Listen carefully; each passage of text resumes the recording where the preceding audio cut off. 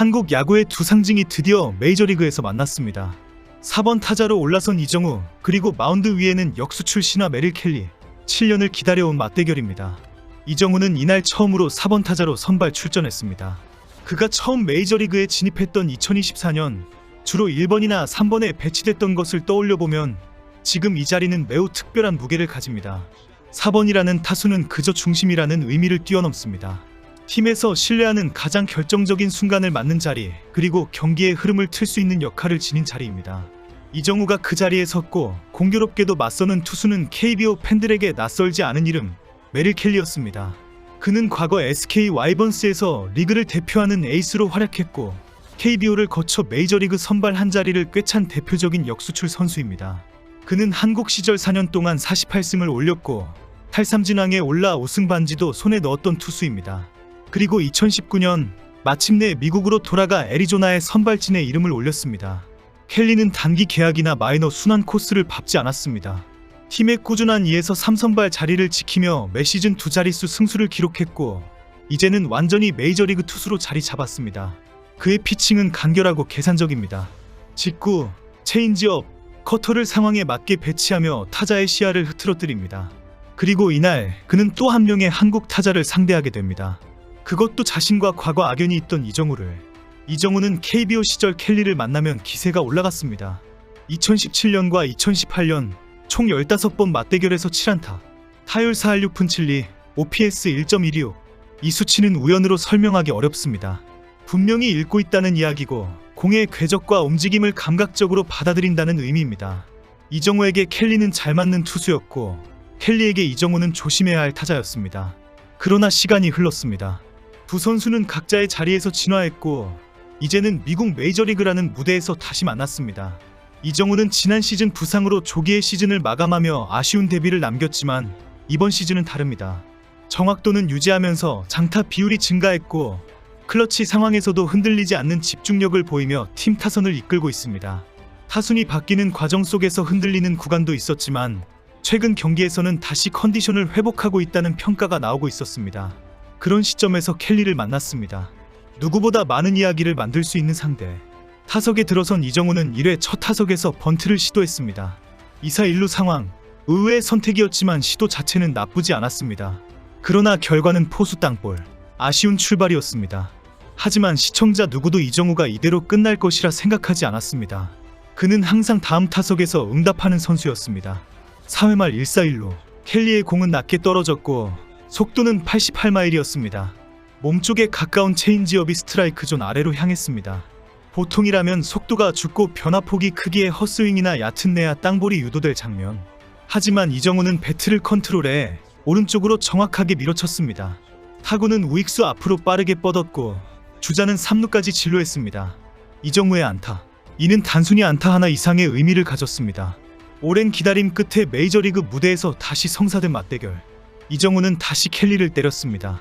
수치상으로 그리고 장면의 상징성으로. 야구는 기록의 스포츠이지만 동시에 이야기의 스포츠입니다. 이 장면은 두 선수가 함께 만들어낸 한 편의 이야기였습니다. 경기는 계속됐고 이정우는 또다시 타석에 들어섭니다. 6회 켈리와의 세 번째 맞대결. 높은 코스로 들어온 포심을 공략했지만 타구는 좌익수 방향으로 높게 떠올랐고 잡히고 말았습니다. 아웃이었지만 모두가 기억한 건 앞선 우전안타였습니다. 켈리를 상대로 다시 한번 타격에 성공했다는 것. 그리고 그 순간이 이정우의 타격감을 끌어올리는 전환점이 될 수도 있다는 예감이 경기장을 가득 채우고 있었습니다. 켈리는 이정우에게 안타를 허용했지만 그 외에는 철저히 자이언츠 타선을 봉쇄했습니다. 7이닝 동안 1실점, 103개의 공을 던지며 8개의 삼진을 잡아냈습니다. 이정우를 포함한 몇 명의 타자에게 안타를 내줬지만 위기관리 능력을 뽐내며 실점을 막았습니다. 결국 그는 이날 시즌 4승 요건을 갖췄고 자신의 건재함을 다시 한번 입증했습니다. 한쪽은 미국에서 커리어를 쌓아가고 있는 대표적인 KBO 출신 투수, 다른 한쪽은 이제 막이 무대에 뿌리를 내리고 있는 한국의 중심 타자. 오늘 이 장면은 그 상징만으로도 한국 야구 팬들에게는 깊은 감동이었습니다. 켈리는 꾸준함을 보여줬고 이정우는 여전히 켈리를 잘 공략할 수 있는 타자라는 것을 보여줬습니다. 그 둘이 만든 이 짧은 세 타석의 기록은 앞으로도 수많은 방송과 기사에서 회자될 것입니다. 이정우는 더 큰 무대로 가고 있습니다. 매 경기 그는 한국 야구의 기술력과 감각이 미국에서도 통한다는 것을 증명해내고 있습니다. 그리고 오늘은 특별히 KBO를 통해 MLB에 진출한 선배를 상대로 다시 한번 그 존재감을 입증했습니다.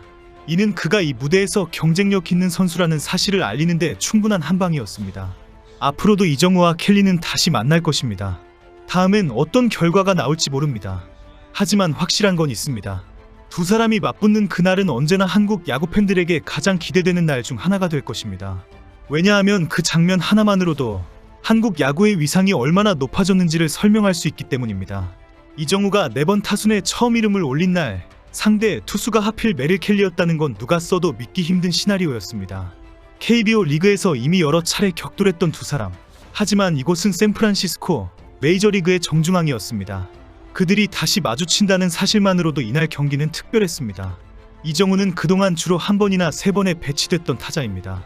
출루와 컨택에 강한 스타일이었죠. 그런데 이날은 전혀 다른 위치였습니다.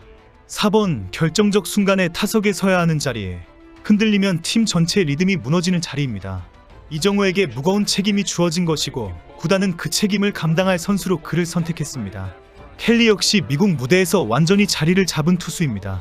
한 시즌 반짝하고 사라지는 외국인 출신이 아니라 6년째 애리조나 선발 로테이션을 꾸준히 책임지고 있는 인물입니다. 평균 자책점, 이닝 소화 능력, 위기 관리, 무엇 하나 빠지지 않는 정통파 선발 투수입니다.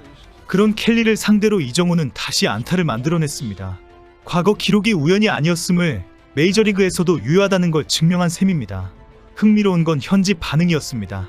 미국 방송사 중계진은 켈리와 이정우의 KBO 맞대결 기록을 언급하며 두 사람의 역사적인 재회라고 표현했습니다. 단순한 코리안 매치업이 아니라 MLB에서 뿌리내리고 있는 한국 야구의 깊이를 보여주는 장면으로 해석한 것입니다. 외신들도 이정우의 타순 변화, 켈리와의 기록, 이날 안타의 의미를 집중 조명했습니다. 결국 이날은 결과보다 흐름이 중요했습니다. 켈리는 자신의 몫을 해냈고 이정우는 분위기를 바꿨습니다. 타격감이 흔들리던 시점에서 자신을 잘하는 투수를 상대로 안타를 기록하며 전환점을 만들었습니다. 이는 단순한 반등이 아니라 자신이 이 무대에서 계속 살아남을 수 있다는 가능성을 보여주는 장면이었습니다. 이정우와 켈리는 앞으로 또 만날 것입니다.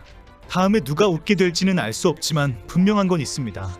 이들의 맞대결은 한국 야구가 메이저리그 안에서 성장하고 있다는 가장 명확한 증거라는 점입니다. 그리고 그 중심에 자신만의 방식으로 길을 개척해 나가는 이정우가 있습니다. 미국 현지에서는 이정우의 타석 하나하나를 데이터와 함께 분석하고 있습니다. 타구 속도, 발사 각도, 배트 스피드까지 모두 측정 대상입니다. 미국 야구가 이제야 이정우라는 이름에 진심으로 고개를 끄덕이기 시작했습니다.